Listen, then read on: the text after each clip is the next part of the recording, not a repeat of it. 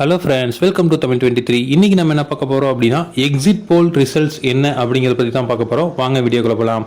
So ஒரு தேர்தல் நடந்தது அப்படின்னா அதுக்கு 2 கருத்து கணிப்பு நடத்துவாங்க. அதில் ஒன்று பார்த்தீங்க அப்படின்னா தேர்தலுக்கு முந்தைய கருத்து கணிப்பு, அது வந்து ஒப்பீனியன் போல் அப்படின்னு சொல்லுவாங்க. அதுக்கப்புறம் வந்து தேர்தலுக்கு அப்புறம் வந்து நடக்கக்கூடிய கருத்து கணிப்பு, அது வந்து எக்ஸிட் போல் அப்படின்னு சொல்லுவாங்க. அதாவது ஒப்பீனியன் போல் அப்படிங்கிறது என்னன்னா, நீங்கள் எந்த கட்சிக்கு ஓட்டு போட போகிறீங்க அப்படின்னு கேட்குற கேள்வி.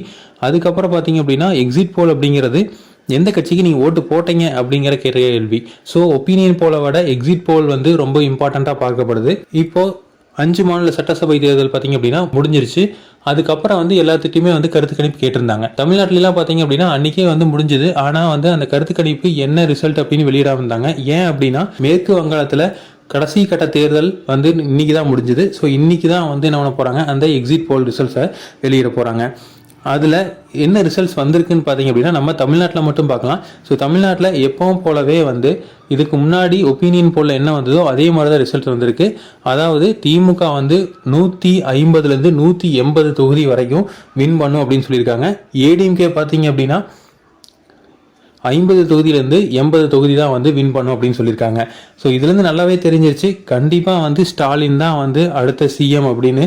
ஏன்னா வந்து ஒப்பீனியன் போலும் எக்ஸிட் போலும் ரெண்டுமே வந்து திமுக தான் ஜெயிக்குன்னு சொல்லுது. மக்களோட கருத்தும் அதுவாக தான் இருக்குது. எதுவாக இருந்தாலும் வந்து ஞாயிற்றுக்கிழமை தெரிஞ்சிடும். ஞாயிற்றுக்கிழமை மத்தியானமே வந்து நமக்கு தெரிஞ்சிடும் யார் லீடிங்கில் இருக்காங்க, யார் ஜெயிக்க போகிறாங்க அப்படின்னு. ஸோ அது எத்தனை தொகுதி அப்படிங்கிறதான் வந்து இப்போது மேட்டராக இருக்குது. கண்டிப்பாக வந்து டிஎம்கே வின் பண்ணுறது அப்படிங்கிறத எக்ஸிட் போல் ரிசல்ட்லேயும் வந்து நமக்கு தெளிவாக காட்டுது.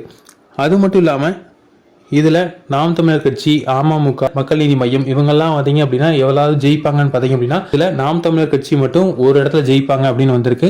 அமமுக ஒரு இடத்துல இல்லை 2 இடத்துல வந்து ஜெயிக்கிறதுக்கு வாய்ப்பு இருக்குது அப்படின்னு வந்திருக்கு. மக்கள் நீதி மையத்துக்கு எந்த வாய்ப்புமே வந்து இல்லை அப்படிங்கிறதா வந்திருக்கு. ஸோ எக்ஸிட் போல் ரிசல்ட்ஸ் திமுகவுக்கு ஆதரவாக தான் வந்திருக்கு. என்ன ரிசல்ட்ஸ் வந்து வரப்போகுது அப்படிங்கிறத உண்மையான ரிசல்ட்ஸ் ஞாயிற்றுக்கிழமை மதியானத்துக்கு மேலே தெரிஞ்சிடும்.